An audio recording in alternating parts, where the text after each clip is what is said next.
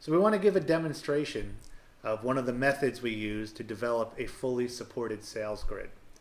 And we do that by using some market supported adjustment data that we've developed and we saved, as well as extracting data from the comparable sales. So here we have your pretty typical sales grid.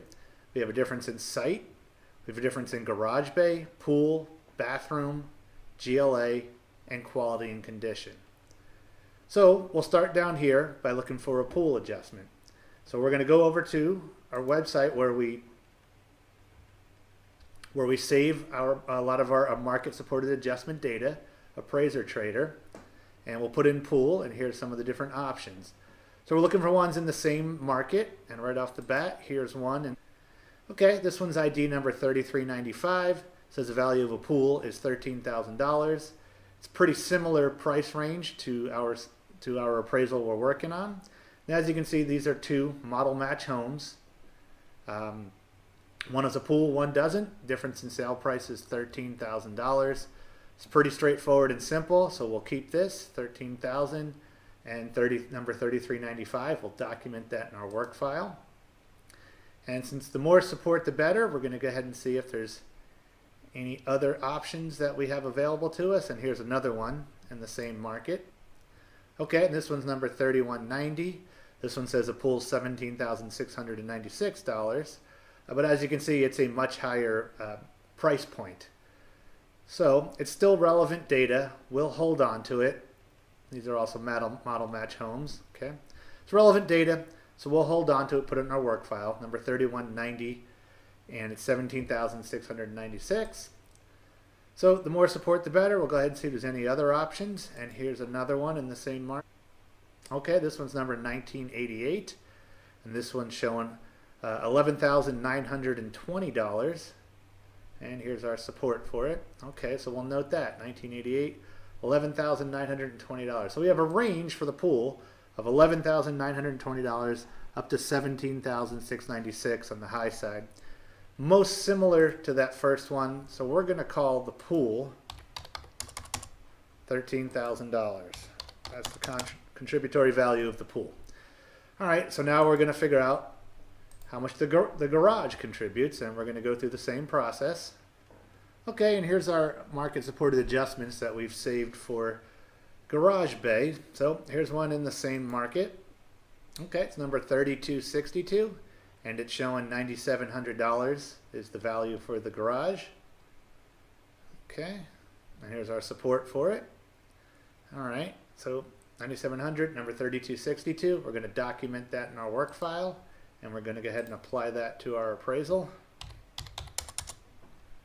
Okay, now we need a bathroom adjustment, so we'll go through this same process.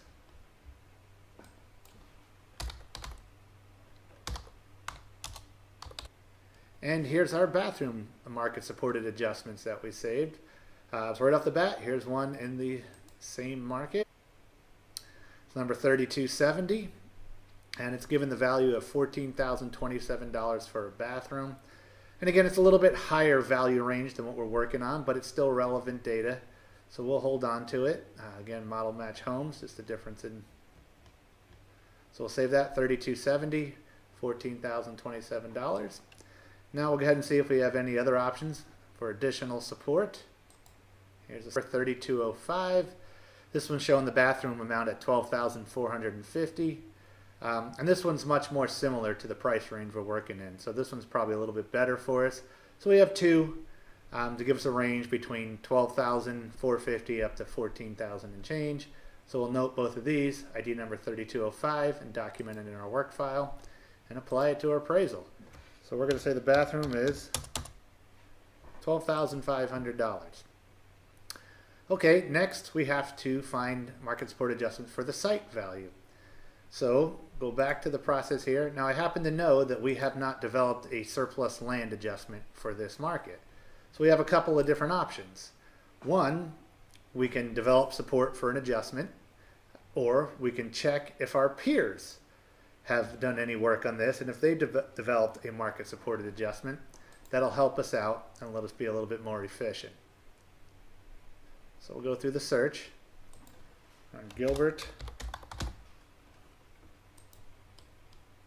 And none of these other search criteria really apply.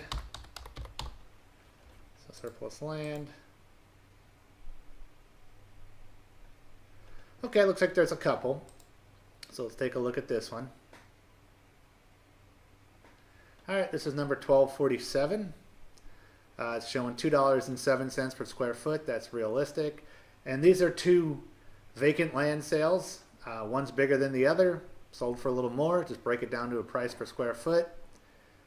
This makes sense. So we'll document 1247 in our work file, $2.07. I do want to make a point that if you are using a peer's data, make sure you get a hard copy here, print it out, because all of the data in here does belong to the appraiser. They can choose to delete it if they want to, and if you don't have a hard copy, you're kind of out of luck. Also, if you're using peer's data, make sure you verify everything here. You got the MLS numbers, you got the addresses, so verify everything they provide before you go ahead and use it. That should go without saying, so we'll provide this. Okay, so the only things we have left now is the difference in GLA and the difference in quality and condition. So if you look at comparable 1 and comparable 2, we've compensated for all of the differences with one thing left, just the GLA. So we've isolated for GLA. So now we can call these a paired sales analysis. So we'll do a paired sales analysis to reconcile our GLA to see what the difference is. Okay, that's pretty close. Let's see what happens if we go to 40. And that reconciles them exactly.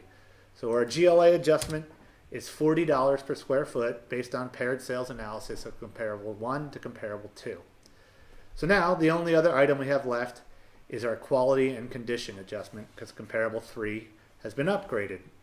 So we can do a paired sales analysis of comparable 3 to comparable 2, or comparable 3 to comparable 1, or we could do a matched sales analysis and go from comparable 3 to comparables 1 and 2.